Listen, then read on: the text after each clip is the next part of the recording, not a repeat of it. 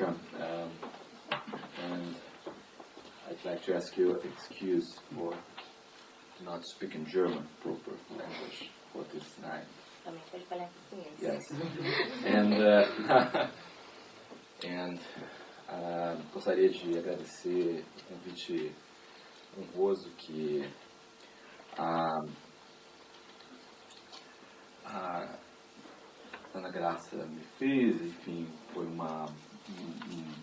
contato que foi feito através da Adriana, que eu conheci num debate em Frankfurt.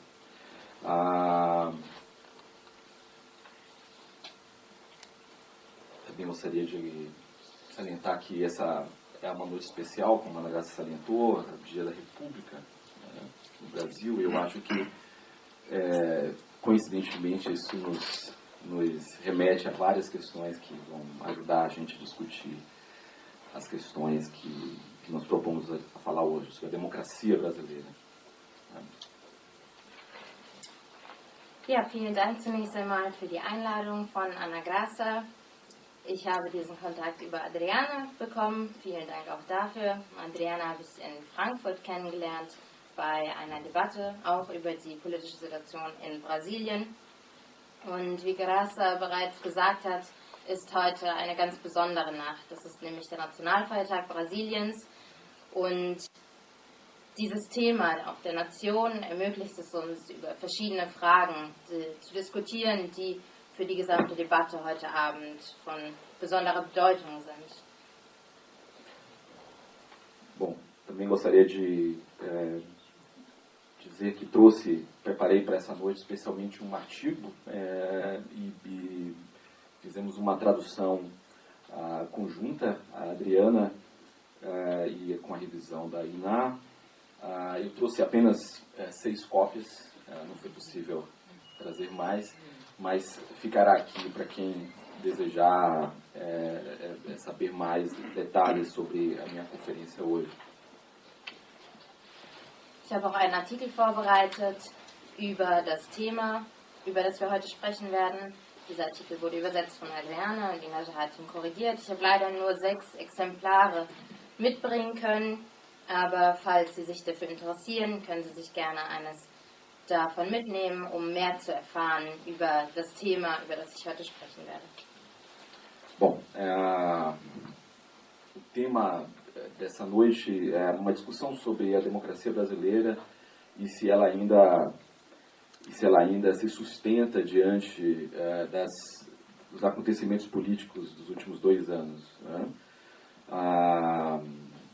Eu propus como uma chamada geral a ideia de um colapso propriamente dito da democracia brasileira e vou mostrar por que isso aconteceu a partir de uma análise do comportamento da imprensa brasileira, dos grupos de comunicação e a partir do comportamento do judiciário brasileiro e como esses 2 atores, agindo de forma combinada, comprometeram o funcionamento da democracia brasileira. Das Thema für heute Abend wird eben sein eine Diskussion über die Demokratie in Brasilien und ob diese überhaupt noch weiter bestehen kann nach den Ereignissen der letzten 2 Jahren. Wie im Titel zu sehen ist auch, habe ich diese Idee eines Zusammenbruchs mit aufgenommen in den Titel und die Frage ist eben, warum dieser Zusammenbruch stattgefunden hat. Ich werde diese Situation also analysieren, indem ich das Verhalten der Presse und der Medien in Brasilien sowie des Rechtssystems und der Justiz analysieren werde und wie diese beiden zusammengearbeitet haben gegen die Demokratie in unserem Land. Bom, como provavelmente vocês já devem ter tido contato, há uma tradição de filosofia política, né, que tem uma raiz muito forte na Alemanha e que destaca a importância, para além das dimensões propriamente procedimentais do funcionamento da democracia, a necessidade daquilo que nós chamamos de uma esfera pública moralmente autônoma. A ideia de que o funcionamento da democracia depende de uma opinião pública capaz de se expressar com alguma autonomia, com alguma independência a partir dos recursos disponíveis, a exemplo de uma imprensa, né, plural, né, a partir do funcionamento isonômico e qualitário do judiciário em relação aos atores políticos que interagem na sociedade. Sie werden sich wahrscheinlich auch schon mit dem Thema auseinandergesetzt haben. Es gibt nämlich eine starke politische Philosophie, die auch hier in Deutschland sehr wichtig ist, die sich mit dem Thema auseinandersetzt, was für Vorgänge notwendig sind, um eine wahre Demokratie zu haben. Ein sehr wichtiger Aspekt dabei ist eine autonome Öffentlichkeit. Man braucht in der Öffentlichkeit eine eigene, freie, unabhängige Meinung, damit Demokratie funktionieren kann. Diese freie, unabhängige Meinung kann man erreichen, indem man plurale Medien hat, also Informationsvielfalt und eine Gleichheit vor dem Gesetz aller politischen Akteure.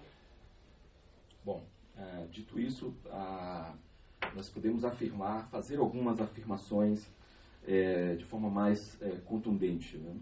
Primeiro, como funciona a imprensa no Brasil e se ela permite que a pluralidade de informações seja um elemento que organiza a opinião pública no Brasil. A minha declaração, a minha afirmação sobre isso é não. O funcionamento da opinião pública, ou melhor dizendo, o funcionamento das empresas de comunicação que deveriam garantir uma pluralidade de opinião, né, ela ocorre de uma forma oligopolizada e manipulada e compromete seriamente a ideia de uma esfera pública autônoma do ponto de vista moral, moralmente autônoma. Man kann also bereits einige Aussagen über das Thema treffen. Erstens bezüglich der Presse und der Medien in Brasilien. Wie funktionieren diese? Ist es so, dass sie die Pluralität und Informationsvielfalt für die Bildung der öffentlichen Meinung garantieren? Und ich kann Ihnen gleich sagen, meine Antwort darauf ist nein. Die Presse in Brasilien funktioniert auf oligopolistische Art und Weise und sie manipuliert die öffentliche Meinung auf eine Art und Weise, dass keine autonome, moralische, öffentliche Meinung entstehen kann. Como isso ocorre? Nós temos, e eu concentrei nesse artigo a minha discussão neste ponto. Existe no Brasil um grande conglomerado, né, um concentrado grupo, né, de interesse na área de comunicação, que se chama o Grupo Globo, né? Esse grupo ele tem uma capacidade de alcance em termos de audiência e em termos de receita publicitária que ultrapassa qualquer limite aceitável do ponto de vista da ideia de pluralidade, né? Ou seja, a capacidade de audiência dos programas de televisão podem alcançar, dependendo do período da semana, uma faixa entre 40% a 50% de todos os televisores ligados no país, né? E a concentração da receita publicitária apenas neste grupo alcança um percentual conservador, ou seja, tem percentuais ainda maiores, dependendo da forma como você avalie isso, de 60% da receita global de publicidade no país.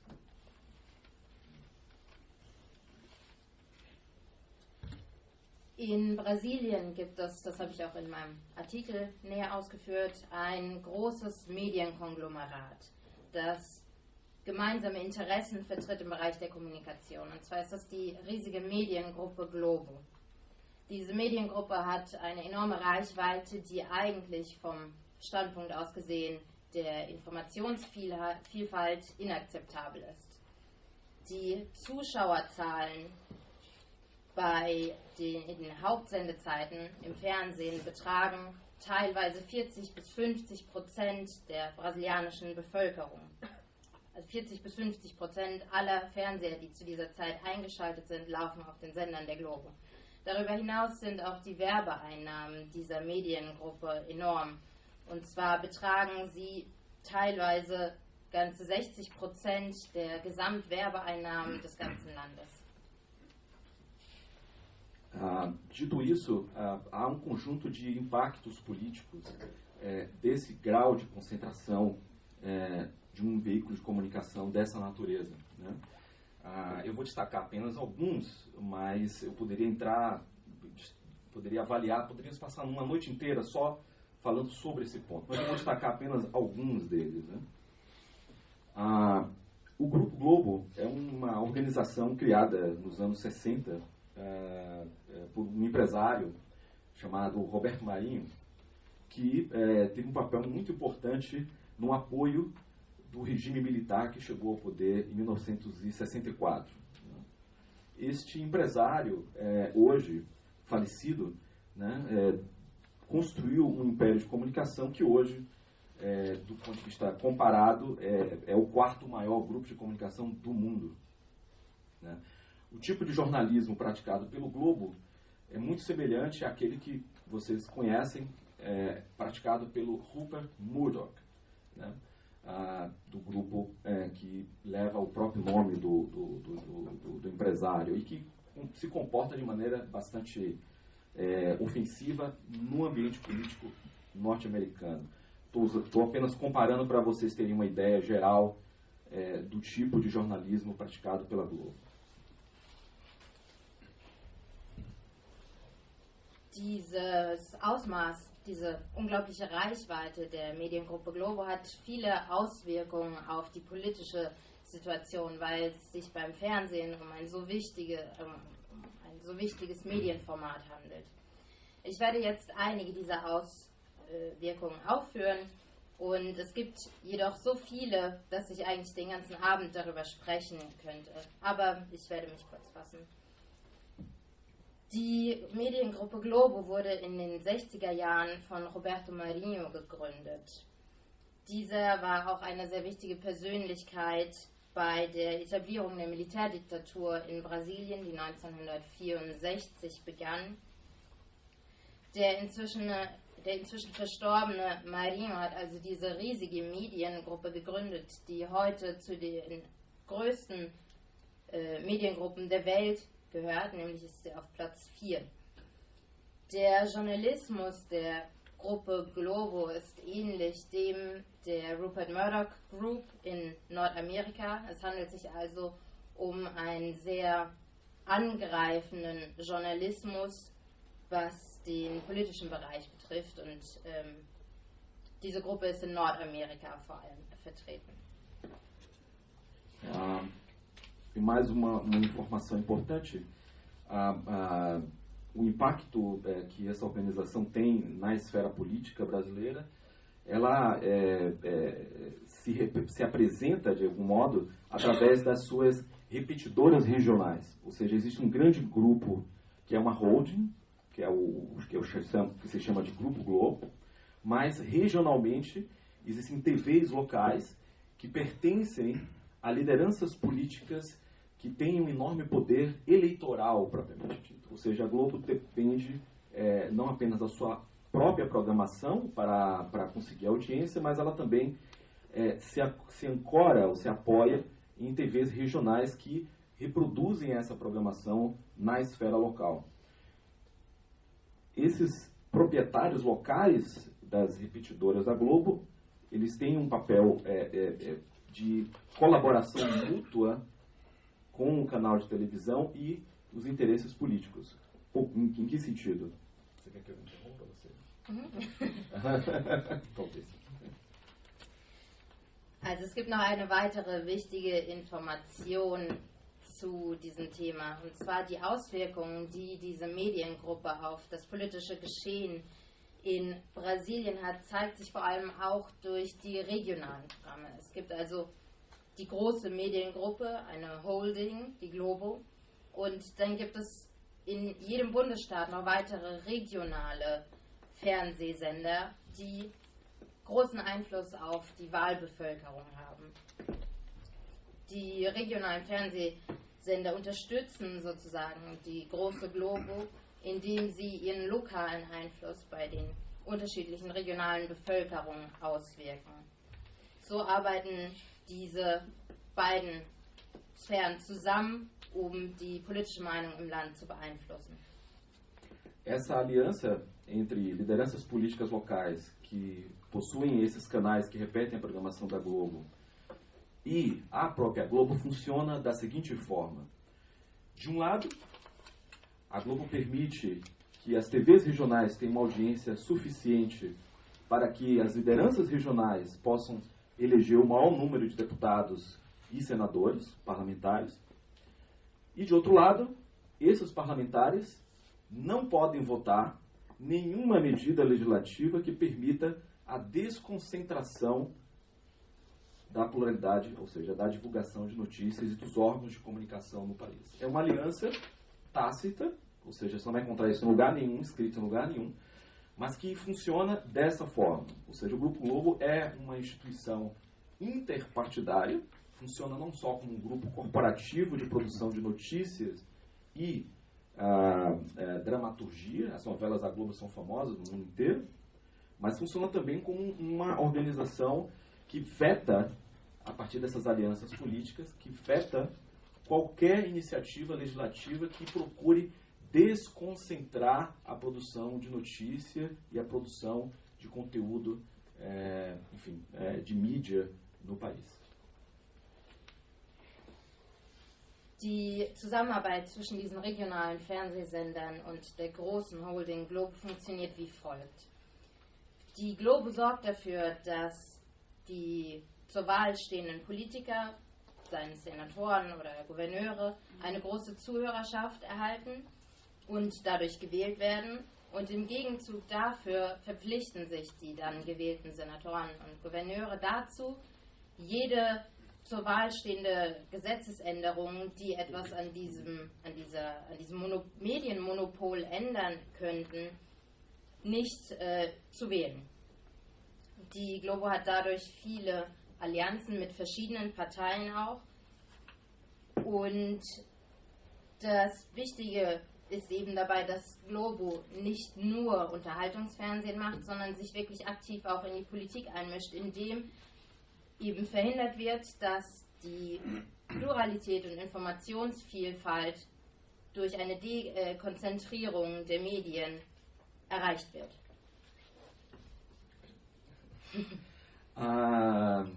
Bom, com esse panorama, eu acho que a gente tem uma visão razoavelmente, pelo menos inicial, do cenário político brasileiro, do ponto de vista dos mecanismos de produção e reprodução da notícia no Brasil, ou seja, na democracia brasileira, o que você poderia chamar disso, independente da situação atual. Né? A outra... Você quer pegar essa parte? Eu passar um pouco. Okay. O outro aspecto importante nessa questão é que, ao lado da Globo, as pesquisas que trabalham com a avaliação da cobertura jornalística no Brasil têm demonstrado que há um alinhamento da cobertura jornalística no Brasil, ou seja, as empresas de comunicação, ao lado da Globo existem outras também, outros grupos, outros conglomerados, né? Eles se comportam de uma forma bastante ofensiva do ponto de vista político, ou seja, eles organizam o debate, né, de maneira a limitar o espectro, limitar o arco de opiniões e posições nas suas páginas de jornal, revistas, etc, etc. E isso se tornou mais agudo nos últimos anos com a crise política que nós atravessamos. Das war also ein wenig die Grundlage, für den Anfang zumindest, um das politische Geschehen in Brasilien verstehen zu können, zumindest vom Standpunkt der Nachrichten und des Journalismus in dieser brasilianischen Demokratie, wenn wir sie denn noch so nennen können. Ein weiterer Aspekt ist, dass es neben dem ganzen Thema Globo noch große Forschung zum Journalismus innerhalb des Landes gibt. Und diese hat gezeigt, dass der Journalismus in Brasilien denn es gibt natürlich auch noch weitere, kleinere Mediengruppen, oft eine sehr offensive Haltung einnimmt. Das wird durch die Schlagzeilen in den Zeitungen, durch andere Fernsehprogramme das Meinungsspektrum im politischen Bereich oft begrenzt. Und dies hat sich in den letzten Jahren deutlich verstärkt.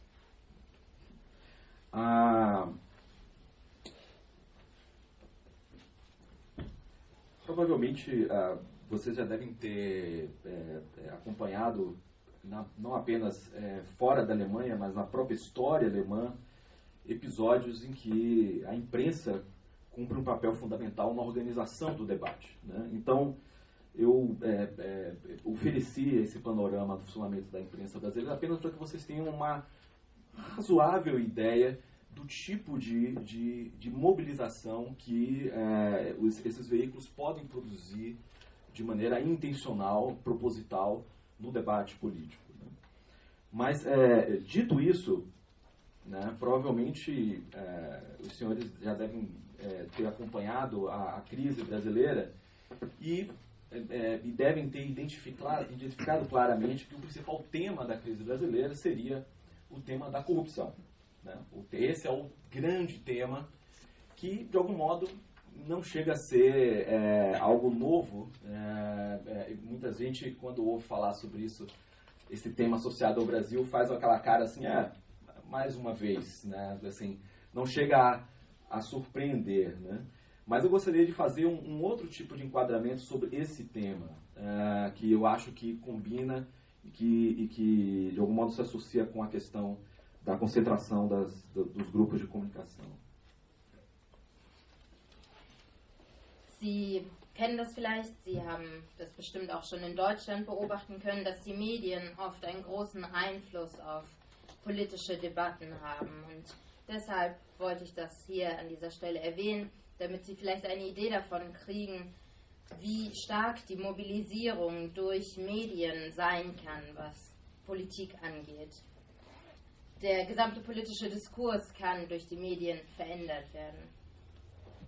Vielleicht haben Sie sich schon mit der Krise in Brasilien auseinandergesetzt und wenn ja, dann sind Sie bestimmt schon über das Thema Korruption gestolpert. Das ist das große Thema, wieder einmal. Und das ist nichts Neues und viele Menschen machen dann immer so ein Gesicht und sagen, ach, Brasilien, Korruption, schon wieder. Aber ich möchte einen etwas anderen Ansatz über dieses Thema hervorrufen und ihn in Zusammenhang setzen mit den Medien. Bom, não é exatamente um tema novo, o tema da corrupção, mas ele, de algum modo, coincide em vários períodos históricos com o colapso de coalizões políticas, né, que, porventura, incomodavam interesses poderosos, interesses econômicos poderosos, né? Eu cheguei a lembrar aqui no texto, nós temos uma história desde meados do século passado, né, que começa em 1954, com o suicídio do presidente Getúlio Vargas, a partir de uma campanha em que acusações de corrupção fortes eram feitas contra o seu governo. Em 1955, a mesma coisa, contra o presidente eleito Juscelino Kubitschek, mas que não resultou em renúncia nem em deposição. Em 1964, quando houve o golpe militar, o tema da corrupção também é um tema crucial, né? Ou seja, acusações de corrupção eram um elemento de mobilização política da oposição e a imprensa era efetivamente a liderança ideológica dessa oposição, também funcionou como um instrumento para derrubar o governo. Durante o regime militar, evidentemente, como havia censura, então ninguém sabia de corrupção nenhuma, até porque não era permitido falar mal do governo militar, né? Depois que o governo militar terminou, nós tivemos 3 episódios depois da redemocratização, né?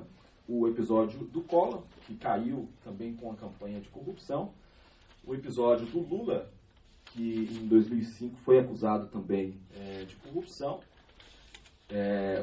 o Collor renunciou, o Lula conseguiu terminar o mandato dele, fez sucessor, e a Dilma foi impeachmentada, foi deposta, prefiro usar essa expressão.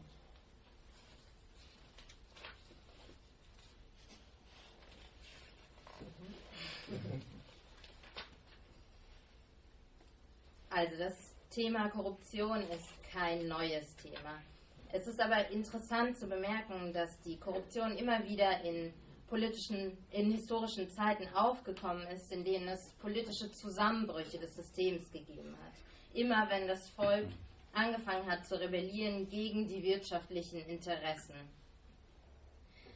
Mitte des letzten Jahrhunderts gab es eine wichtige Episode in diesem Zusammenhang, nämlich 1964 den Selbstmord des damaligen Präsidenten Vargas. Dies war zur Zeit, als die Militärdiktatur das Land übernahm, und es gab eine enorme Kampagne von Anschuldigungen, von Korruptionsanschuldigungen gegen den Präsidenten und seine Regierung. 1955 gab es das Gleiche beim Präsidenten Kubitschek, der allerdings nicht abgesetzt wurde. Und dann gab es eben 1964 den Militärputsch, bei dem die Korruption ein sehr wichtiges Thema war. Es war das Thema, das genutzt wurde zur politischen Mobilisierung, und die Presse hat dabei eine sehr wichtige Rolle gespielt. Sie war Teil der Opposition, die gegen die Regierung angekämpft hat. Und natürlich gab es dann in der Militärdiktatur die Zensur, also konnte man keinerlei Informationen gegen die Regierung erhalten. Aber nach der Zeit der Militärdiktatur gab es 3 weitere solche Episoden. Es gab Korruptionsvorwürfe gegen den Präsidenten Collor, der dann abgesetzt wurde. Danach gab es 2005 die Vorwürfe gegen den Präsidenten Lula. Ebenfalls Korruption, aber er hat es geschafft, sein Mandat noch zu Ende zu führen. Und dann, jetzt vor kurzem, gab es die 3. Episode mit der Präsidentin Dilma Rousseff als Protagonistin, die jetzt letztendlich vor kurzem aus ihrem Amt enthoben wurde. Bom, há uma longa discussão, enfim, porque nenhum desses presidentes, pelo menos esses que eu citei antes do regime militar, terminaram seus governos como pessoas ricas, necessariamente. Então é bastante interessante avaliar esses episódios. E mais recentemente, nos anos 90, é possível fazer algumas comparações. Mas o fato é que a discussão sobre corrupção é uma arma política. Esse é um ponto que eu gostaria de enfatizar aqui, né? Não se trata de negar a corrupção como tal, o episódio que ocorre em qualquer parte do mundo, mesmo aqui na Alemanha. Provavelmente o maior escândalo de corrupção recente foi a crise do subprime em 2007, 2008, né, onde o Estado americano, ou seja, o governo, assumiu um passivo de trilhões a partir de fraudes deliberadas, promovidas pelos donos de bancos e instituições financeiras. A corrupção é um episódio que se alimenta de incentivos e falta de controle, falta de accountability, né? E ela dificilmente se extingue. Você controla, você consegue estabelecer algum grau de controle. Mas o fato mais central, importante aqui, é que eu gostaria de enfatizar a corrupção como uma arma política, como uma arma de luta política, né? Ou seja, uma arma de desmoralização e uma arma de luta entre partidos e forças políticas que têm interesses, né, que não estão relacionados à moralização, né, das coisas públicas, ou seja, da agenda pública. Die Korruption ist also eine politische Waffe. Natürlich gibt es die Korruption, die gibt es überall auf der Welt, selbst hier in Deutschland. Die letzte große Affäre, soweit ich mich erinnere, ist die Subprime-Krise in den USA gewesen, wo Billionen von US-Dollar verschwunden sind, sozusagen eine riesige Finanzkrise ausgelöst haben. Und diese Art von Korruption entsteht aufgrund von fehlender Überwachung. Wenn man Überwachungsmechanismen, die effektiv wären, hätte, dann würde so etwas vielleicht weniger passieren. Aber die Korruption ist also eine politische Waffe für den Kampf gegen die Moral der Bevölkerung beispielsweise. Es ist ein Kampf zwischen unterschiedlichen Parteien und politischen Kräften, wenn sie Interessen haben, die entgegen dem Interesse der Bevölkerung und der Öffentlichkeit sind. Bom, dos elos que faltava nessas campanhas de corrupção, ou melhor, nessas campanhas que usavam a corrupção como um elemento de luta política, era a dimensão da legitimidade, né? A imprensa no Brasil, por conta do seu histórico, né, de apoio a regimes militares, regimes violentos, e porque, enfim, são grupos oligárquicos, né, ela sempre tinha um problema de legitimação associado às acusações que fazia. Faltava um elemento que pudesse conferir à imprensa e às suas campanhas, que sempre foram constantes, a legitimação. Qual é a novidade que seria importante a gente chamar a atenção nos últimos anos em relação a essa dimensão da legitimação? Enquanto a imprensa, antes do golpe militar de 64, fazia editoriais e artigos mobilizando os militares a intervirem na vida política através do uso da violência, ou seja, através do uso da força, né? Atualmente, o elemento dessa aliança da imprensa em torno das campanhas de corrupção é o judiciário. Sai os militares e entra os juízes e procuradores, operadores do judiciário no Brasil. Was bei diesen Korruptionskampagnen, die benutzt wurden als Waffe, immer gefehlt hat, war die Legitimität. In Brasilien hat die Presse eine enge Zusammenarbeit mit historischen Regimen gehabt. Und dabei war immer das Problem, dass die Legitimierung für die Anschuldigungen, die durch die Presse gemacht wurden, gefehlt hat. Und was ist jetzt diesmal, also in den letzten Jahren, neu dabei? Vor 1964, vor dem Militärputsch, gab es in der Presse immer wieder Aufrufe und eine Mobilisierung, vor allem für das Militär, mit Gewalt zu intervenieren in die Politik. Dies hat sich nun verändert und nun ist es das Rechtssystem, die Justiz, die instrumentalisiert wird von der Presse, statt eben wie damals das Militär. Bom, é evidente que a imprensa não conseguiu pura e simplesmente dobrar juízes e procuradores aos seus interesses, pura e simplesmente, né? Houve e há ainda uma série de questões laterais que explicam esse tipo de ativismo do judiciário na vida política brasileira, né? E eu acho que existem pelo menos existem 2 episódios que explicam fortemente essa dimensão. Primeiro, aí evidentemente é uma crítica, é uma observação crítica em relação à forma como a esquerda entende o funcionamento das instituições políticas, né? As administrações do Partido dos Trabalhadores, desde 2003, têm adotado uma postura de autonomia em relação ao judiciário. A ideia de que o Procurador-Geral da República, que é o representante do Ministério Público, o representante máximo do Ministério Público, ele deve ser escolhido por uma decisão intracorpus, ou seja, uma decisão corporativa, autônoma, que decide quem será o representante, né?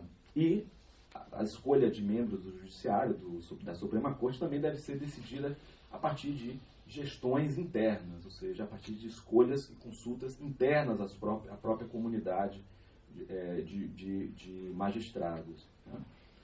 É evidente que vocês vão achar que isso é a opção correta, que é assim que deve funcionar. No entanto, eu já concluí, não é assim que funciona, né, nas principais democracias.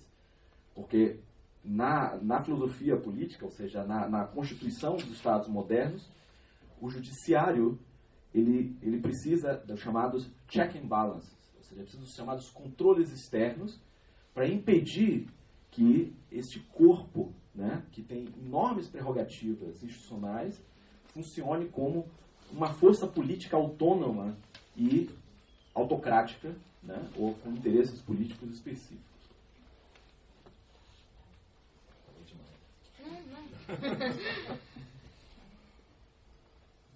Die Presse kann natürlich nicht einfach so die Richter ihrem eigenen Willen beugen. Es gibt da verschiedene Ansätze, um zu erklären, wie dieser politische Aktivismus des Rechtssystems in Brasilien entstanden ist. 2 dieser Ansätze möchte ich kurz erklären. Der erste ist, und das ist ein klarer Kritikpunkt von mir, dass die linken Parteien ein etwas verklärtes Verständnis der politischen Institution haben. Seit 2003 war die Arbeiterpartei PT der Meinung, dass innerhalb des Rechtssektors eine gewisse Autonomie herrschen sollte, dass der Staatsanwalt innerhalb des Rechtssystems gewählt werden sollte durch autonome Wahlen innerhalb dieses Organs. Das Gleiche gilt für die anderen Mitglieder des Gerichts, also die Richter beispielsweise. Sie mögen jetzt vielleicht sagen, dass das die korrekte Funktionsweise wäre, aber so funktioniert das in den meisten modernen Demokratien nicht. Denn in den meisten Verfassungen ist verankert, dass es einen Kontrollmechanismus geben muss, der über das Justizsystem wacht. Denn dieses System besitzt viele Vorrechte und solch ein Kontrollmechanismus ist notwendig, damit es nicht ein eigenständiges System, das autokratisch regiert wird und seine politische Macht sozusagen ausnutzt. Bom,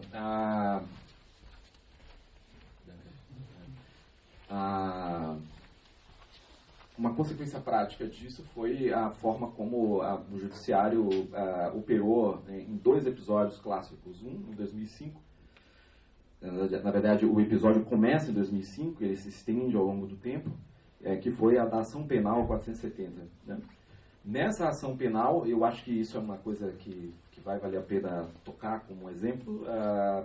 O Supremo Tribunal Federal usou uma teoria importante aqui na Alemanha, que é a chamada teoria do domínio do fato, para justificar um processo de escândalo de corrupção em que o Partido dos Trabalhadores foi acusado de subornar parlamentares em votações estratégicas. Essa acusação ela não encontrou provas substanciais, né?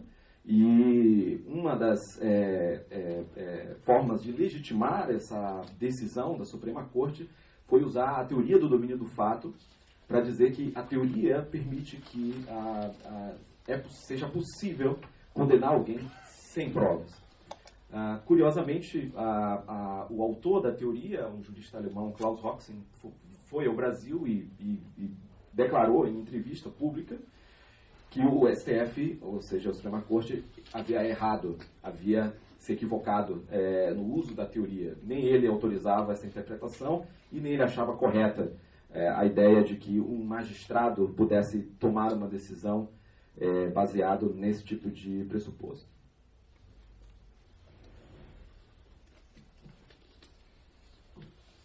Also die Auswirkungen davon sind die folgenden. 2005 hat es eine Episode gegeben, beziehungsweise sie hat 2005 begonnen. Es handelt sich dabei um die sogenannte Anklage 470. Der oberste Gerichtshof hat dabei eine Theorie genutzt, die sich Theorie der Tatsache und der Domäne objektiv-subjektiv nennt, um zu rechtfertigen, dass der Korruptionsprozess gegen die Arbeiterpartei geführt würde. Es handelte sich um Korruptionsanschuldigungen, dass die Arbeiterpartei verschiedene Politiker bestochen haben sollen. Man hatte allerdings nicht genug Beweise für eine Verurteilung und so kam es dazu, dass das Gericht die Legitimierung mit dieser Theorie der Tatsache und der Domäne objektiv-subjektiv durchführte. Diese Theorie besagt, dass man Personen verurteilen kann, obwohl nicht ausreichend Beweise vorliegen. Der Autor jedoch, Klaus Roxin, dieser Theorie hat sich vor einiger Zeit nach Brasilien begeben und hat dort in verschiedenen Tageszeitungen geäußert, dass das oberste Gericht in Brasilien diese Theorie falsch angewendet hat. Dass es nicht möglich sei, dass ein Richter einfach so die Entscheidung treffe und jemanden ohne jegliche Beweislage verurteile. Mas apesar disso,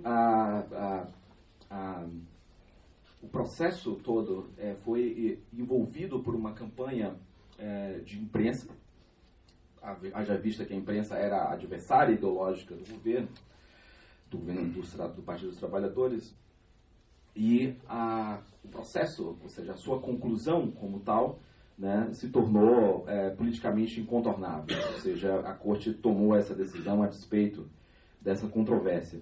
Mas isso é um ponto de partida, isso não é um episódio isolado, isso é um ponto de partida para o que viria mais adiante. O fato, e eu já estou me estendendo demais aqui, é que o judiciário brasileiro incorporou no seu, como posso dizer, no seu modus operandi, né, uma nova prática de decisão judicial. E eu chamei essa prática aqui, nesse texto, de lei em movimento, né, que é basicamente uma interpretação que permite a aplicação de leis e regras, né, a determinados grupos em situações excepcionais. Mas a pergunta que sempre emerge nesse tipo de situação é: quem decide o que é uma situação excepcional? Quem decide quem são os atores que merecem tratamento distinto, excepcional, né? Daí, inclusive, a expressão estado de exceção, né? Nesse caso, é o próprio magistrado, é o próprio juiz, né? Ou seja, a ideia da lei em movimento, né, trouxe para o conjunto de iniciativas judiciárias dali em diante, né, uma enorme liberdade decisionista, né, para usar uma expressão cara a um jurista também alemão, Carl Schmitt, né, e se tornou um elemento de enorme capacidade, né, de ação dentro do judiciário. Eu vou explicar alguns detalhes quando você... Dieser Vorgang findet also immer noch statt. Es hat eine große Medienkampagne gegeben, begleitend zu diesen Korruptionsvorwürfen, weil die Medien natürlich auf der Seite der Opposition gegen die Regierung der Arbeiterpartei waren. Und man wurde sozusagen vor vollendete politische Tatsachen gestellt. Das Ganze war der Ausgangspunkt für all das, was jetzt in den letzten Jahren passiert ist. Und ich hole schon wieder etwas aus, das merke ich selbst. Aber in Brasilien ist es nun so, dass es im Rechtssystem eine neue Funktionsweise, wenn man so will, gibt. Es gibt eine neue Entscheidungskraft. Man hat das Ganze, ich habe das Ganze in meinem Artikel Recht in Bewegung genannt. Und zwar geht es dabei darum, dass das Recht ausgelegt werden kann, interpretiert werden kann, je nach Situation oder je nach Gruppe von Personen, die es betrifft. Aber das Problem dabei ist, wer entscheidet, wann es sich um eine Ausnahmesituation handelt, einen Ausnahmezustand. Im brasilianischen Fall sind es im Moment die Richter, die die gesamte Entscheidungsgewalt innehaben. Und dadurch gibt es nun eine neue Willkür, eine neue Freiheit der Entscheidung, um das in den Worten Klaus Schmidts auszudrücken, was die Verurteilung angeht.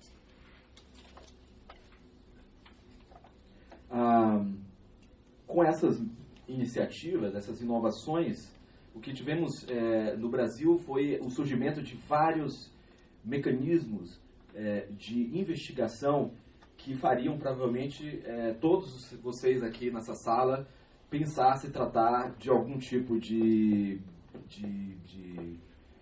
período de exceção no período áureo de Stalin, provavelmente. Eu vou citar apenas algumas para vocês terem uma noção vaga do que está acontecendo no Brasil. Atualmente, o juiz no Brasil trabalha não como um ente, né, que compõe uma espécie de arco no processo judicial, um ente à parte, estanque. Não. Ele trabalha, no caso específico que estamos vivendo hoje no Brasil, que é a Operação Lava Jato. Depois eu vou explicar o que é essa operação. O juiz, o procurador e a polícia trabalham como um corpo comum, que é o conceito de task force, o conceito de força-tarefa, né? O juiz coopera com o procurador coopera com o juiz, que coopera com a polícia. Não são instâncias, né, no processo de investigação separadas. Esse processo também ocorre ao lado de uma série de arbitrariedades. Exemplo, o advogado, ele é grampeado nas suas conversas com os clientes. Não há confidencialidade entre advogado e cliente, né? Os processos são secretos, né? Há um conjunto de processos em andamento no Brasil que não são do conhecimento da parte que está sendo julgada até momentos antes das audiências, né?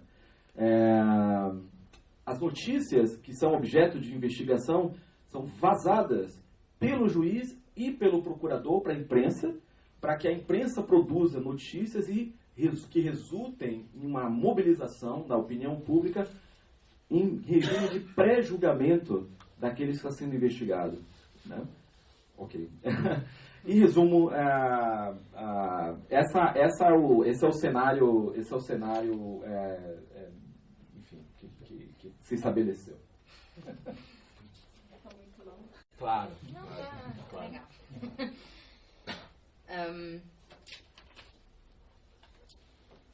Also das sind die neuen Verfahrensweisen, die sich in Brasilien etabliert haben.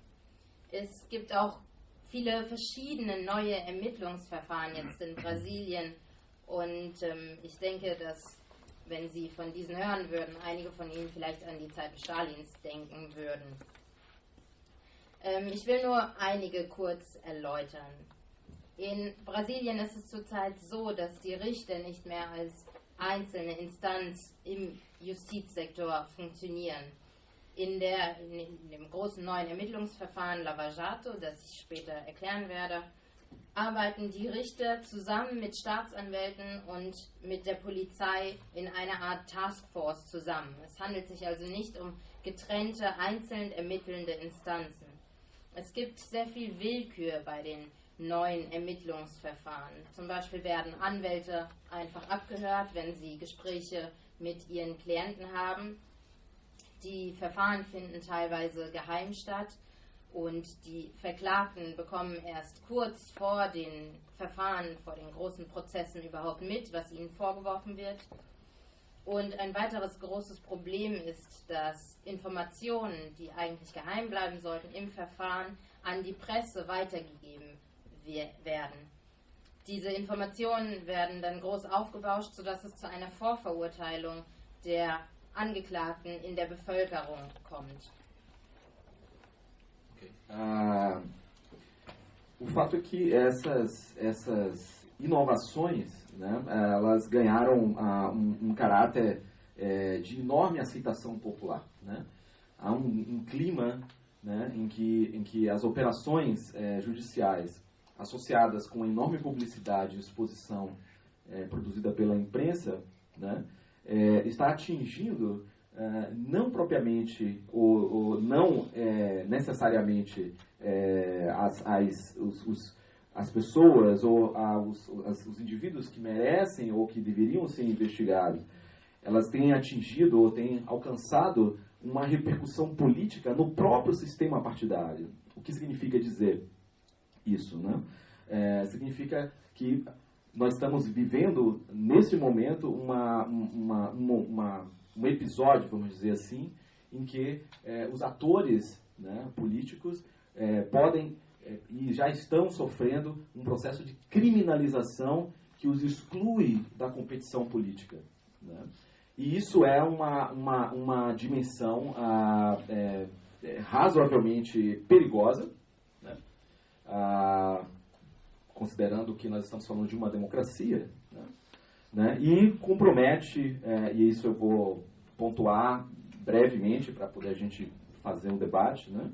Isso compromete claramente, por exemplo, os resultados, né, do governo que assumiu o poder recentemente, né? Não sei se vocês sabem, essa nova administração, ela tem tem adotado uma série de políticas para as quais ela não foi eleita para fazer. Então, bom.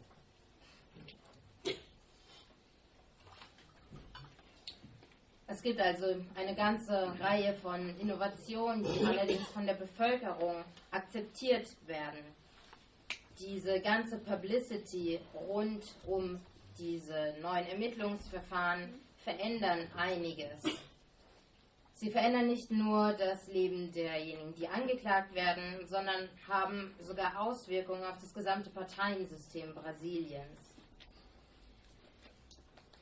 Zur Situation jetzt. Also ich werde diesmal eine Episode nennen und die politischen Akteure in dieser Episode werden durch die Medien bereits kriminalisiert. So verlieren sie ihre politische Kraft und sind nicht mehr als Kandidaten wählbar sozusagen.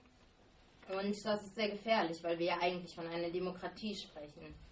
Die Ergebnisse der neuen Regierung werden so ebenfalls bereits kompromittiert, denn die neue Regierung, die jetzt kürzlich angetreten ist, hat bereits eine ganze Reihe von Maßnahmen durchgesetzt, die vom Volk nicht durch Wahlen legitimiert wurden. Bom, isso implica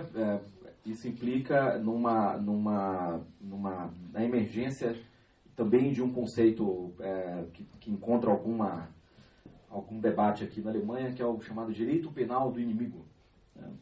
Que não é exatamente uma coisa nova e que sofreu uma atualização recentemente com o Patriot Act, né?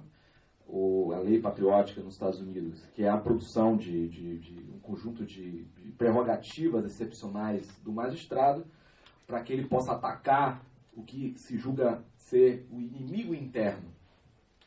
Nós estamos desenvolvendo no Brasil uma doutrina do inimigo interno, né?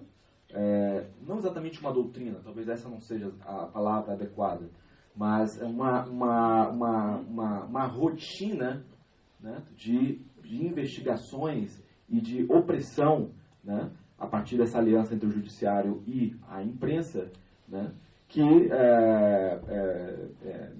cria um regime novo de investigação e perseguição que compromete, né, o funcionamento da democracia como tal.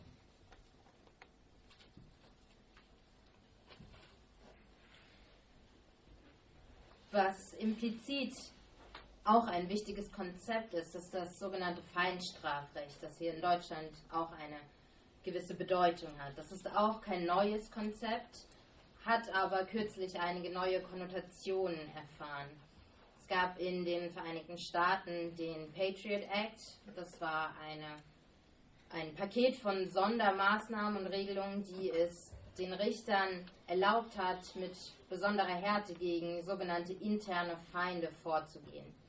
In Brasilien ist man nun dabei, solch eine Doktrin durchzusetzen. Die Ermittlungen und die Unterdrückung durch die neuen Ermittlungsverfahren, die durch die Allianz zwischen Justizsektor und Presse durchgeführt werden, resultieren in einer neuen Art von Verfolgung, die die Demokratie zerstören. Isso fica bastante claro, eu vou citar apenas um episódio para a gente concluir, né?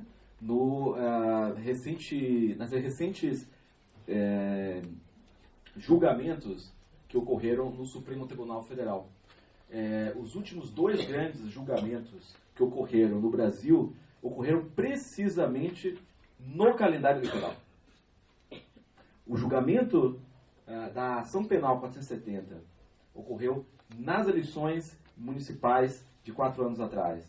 E o julgamento, e os julgamentos, enfim, os episódios recentes de prisão e restrição de liberdade, iniciativas dentro do STF, coincidem precisamente com o calendário eleitoral. Ou seja, não é mais nenhum tipo de coincidência o fato de que o judiciário ele opera, né, como um ator político que visa limitar, né, constranger e diminuir as possibilidades de sucesso eleitoral dos atores políticos partidários. Né? Ich werde nur ganz kurz ein Beispiel nennen. Und zwar geht es um die Urteile des obersten Gerichtshofs in Brasilien. Da gab es 2 große Urteile und zufälligerweise finden diese Urteile immer genau zu den Zeiten statt, in denen Wahlkampagnen stattfinden. Die Anklage 470, von der ich bereits vorhin gesprochen hatte, fand genau vor 4 Jahren zu der Zeit statt, in der die Kommunalwahlen im Land anstanden. Und so passiert es immer öfter, dass Urteile des obersten Gerichtshofs mit Wahlkampagnen in die gleiche Zeit fallen. Man kann also wohl kaum noch von Zufällen sprechen. Die Justiz ist zu einem politischen Akteur geworden, der alles daran setzt, um den politischen Erfolg derjenigen, die ihm entgegenstehen, auf dessen Seite die Justiz nicht steht, zu verhindern. Bom, para concluir, normalmente há uma visão romântica do que é um golpe de Estado e do que é a revolução, né? Às vezes essas coisas se confundem, né? Mas em geral existe uma visão de que o golpe só acontece com violência, ou seja, com uma iniciativa política violenta vinda de algum grupo que possui recursos para fazer valer sua vontade. Então normalmente a gente associa golpes a insurgências populares, né? Guerrilhas, a gente associa golpes a iniciativas de grupos militares, né? Mas sempre com a ideia de violência como tal, violência física propriamente dita.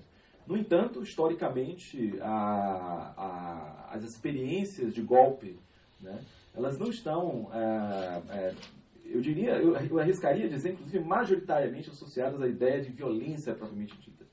Geralmente, os regimes de exceção, os regimes de opressão, ou iniciativas de quebra do Estado de Direito, acontecem por dentro da estrutura burocrática e judiciária, né?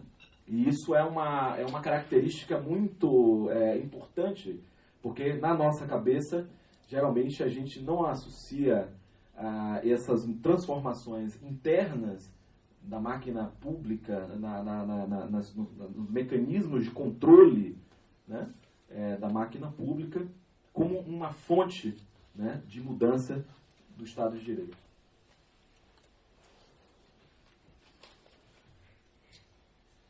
Zusammenfassend möchte ich jetzt noch kurz davon sprechen, was wir normalerweise für ein Bild haben von Staatsstreichen oder Revolutionen. Man verwechselt das ganz gerne. Wenn man an einen Staatsstreich denkt, dann denkt man oft an Gewalt, die von einer bestimmten Gruppe ausgeht. Es wird assoziiert mit Aufständen, mit Guerillas oder militärischen Gruppierungen. Es geht also meistens um physische Gewalt. Aber ein Staatsstreich findet nicht immer gewalttätig statt. Die meisten Regime, die unterdrückerisch sind, kommen an die Macht, indem sie den Rechtsstaat von innen auffressen, innerhalb der eigenen bürokratischen und rechtlichen Strukturen.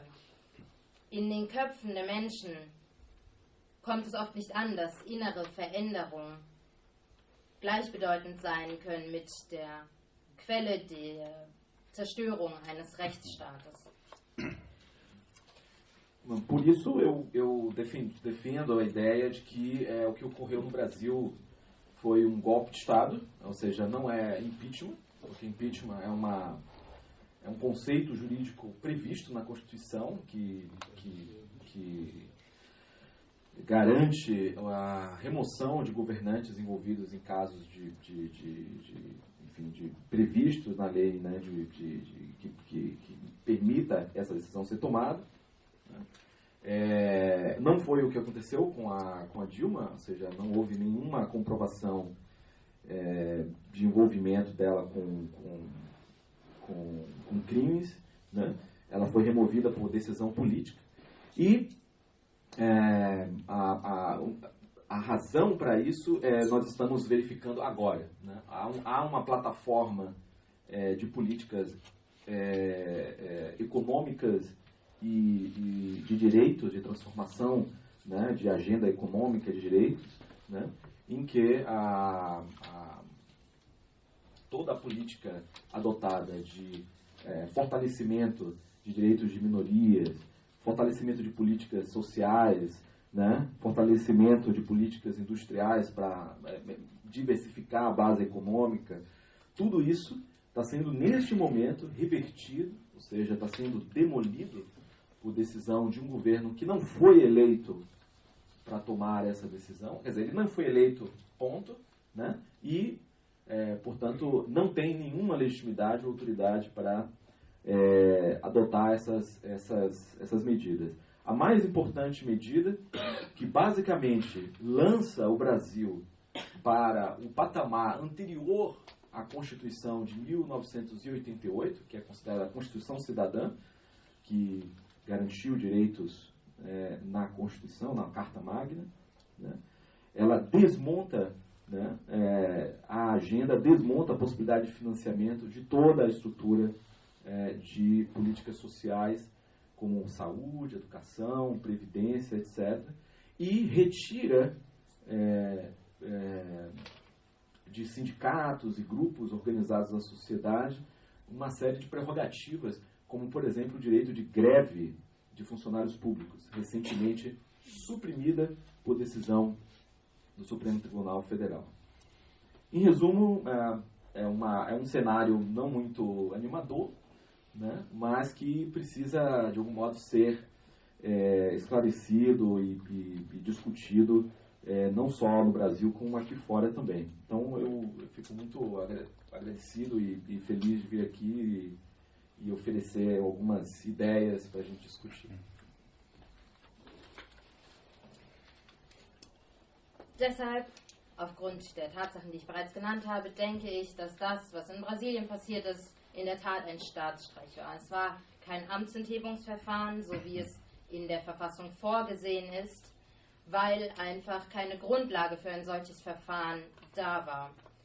Die Präsidentin wurde nicht rechtmäßig ihres Amtes enthoben, weil sie keinerlei Verbrechen begangen hatte, sondern weil es eine politische Entscheidung war. Die Gründe dafür sind noch immer nicht ganz klar, aber es gibt eine politische und juristische Agenda, die nun von der neuen Regierung durchgeführt wird. Alles, was von der vorherigen Regierung an Politik für Minderheiten, für soziale Gleichheit, für eine Diversifizierung der Industrie durchgeführt wurde, wird nun gerade von der neuen Regierung rückgängig gemacht. Von einer Regierung, die nicht gewählt wurde, um diese Rückschritte durchzuführen. Eine Regierung, die überhaupt nicht gewählt wurde. Diese Regierung hat keinerlei Legitimierung für die Maßnahmen, die sie durchführt. Eine der wichtigsten Maßnahmen, die im Moment stattfindet und die Brasilien wieder in die Zeit vor der Verfassung von 1988 zurückkatapultiert und alle Rechte, die mit dieser Verfassung erlangt wurden, wieder zunichte macht, ist eine Maßnahme gegen die Finanzierung von jeglicher Sozialpolitik, gegen die Finanzierung von Gesundheit, von Renten etc. Diese Maßnahme ist auch gegen zivile Organisationen wie Gewerkschaften beispielsweise. So wurde jetzt kürzlich erst Beamten das Streikrecht entzogen. Und man kann abschließend sagen, dass es sich um ein sehr tristes Szenario handelt, aber man muss darüber sprechen, man muss darüber diskutieren, nicht nur in Brasilien, sondern auch hier in Deutschland. Ich freue mich sehr, dass ich die Möglichkeit gehabt habe, hier mit Ihnen darüber zu sprechen und bedanke mich auch noch einmal für Ihre Aufmerksamkeit.